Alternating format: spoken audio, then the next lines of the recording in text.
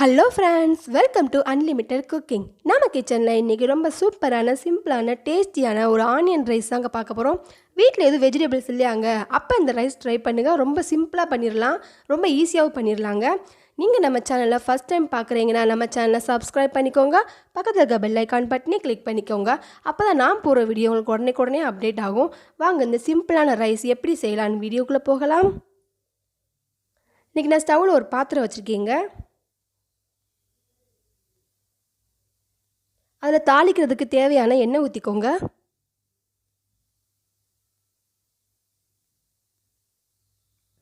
எண்ணெய் லைட்டாக சூடேறட்டுங்க. இப்போ 1 ஸ்பூன் அளவு சோம்பு போட்டுக்கோங்க. கருவேப்பிலையை போட்டுக்கலாங்க.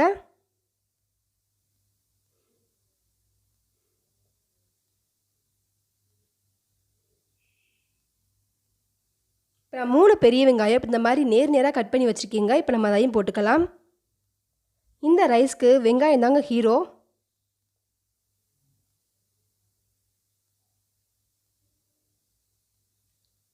ரொம்ப சூப்பராக இருக்குங்க இந்த மாதிரி நீங்கள் பண்ணிங்கன்னா. இந்த மாதிரி எண்ணெயில் நல்லா வதக்கிக்கோங்க.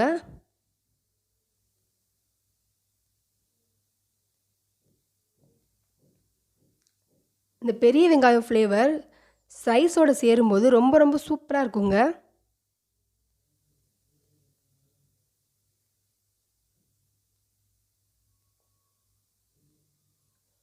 இப்போ நான் நேராக கீறுற பச்சை மிளகாய் போட்டுக்கிறீங்க. உங்கள் காரத்துக்கு ஏற்ற மாதிரி நீங்கள் போட்டுக்கோங்க. நம்ம வேறு மிளகாத்தூள் எதுவும் சேர்க்க போகிறதில்ல.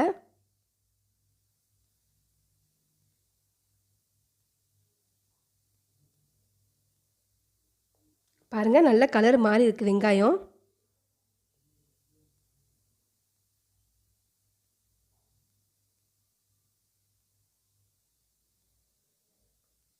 இப்போ நான் இஞ்சி பூண்டு விழுது சேர்த்துக்கிறீங்க. ஒரு 2 ஸ்பூன் அளவு சேர்த்துக்கோங்க. இஞ்சி பூண்டு விழுதும் நல்லா எண்ணெயில் வதங்கட்டுங்க.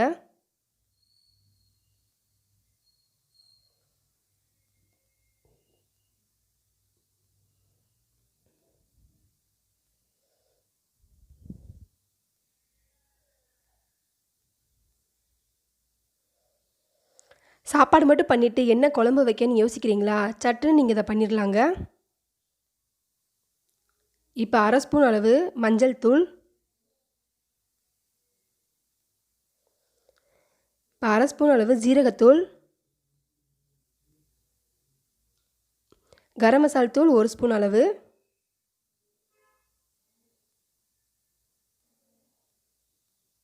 இப்போ மல்லித்தூள் 1/2 ஸ்பூன் அளவுங்க. இப்போ நல்லா கிண்டி விட்டுக்கோங்க.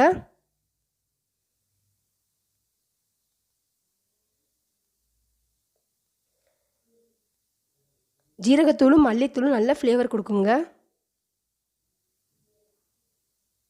பாருங்கள், நல்லா வதங்கிருச்சு. இப்போ தேவையான அளவு உப்புங்க. நம்ம ஏற்கனவே சாப்பாட்டில் உப்பு போட்டு இறக்கி வச்சுருக்கோம். இப்போ இந்த வெங்காயத்துக்கு தேவையான அளவு மட்டும் உப்பு போட்டுக்கோங்க.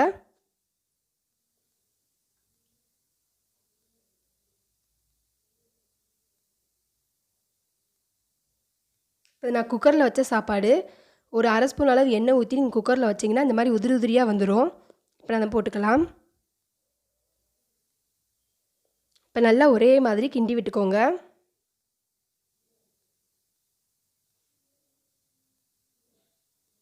பாருங்கள், நல்லா கிளறிட்டேன். சூப்பரான டேஸ்டியான ஆனியன் ரைஸ் ரெடி ஆயிடுச்சுங்க. இப்போ நம்ம கொத்தமல்லி தழை தூவிக்கலாங்க.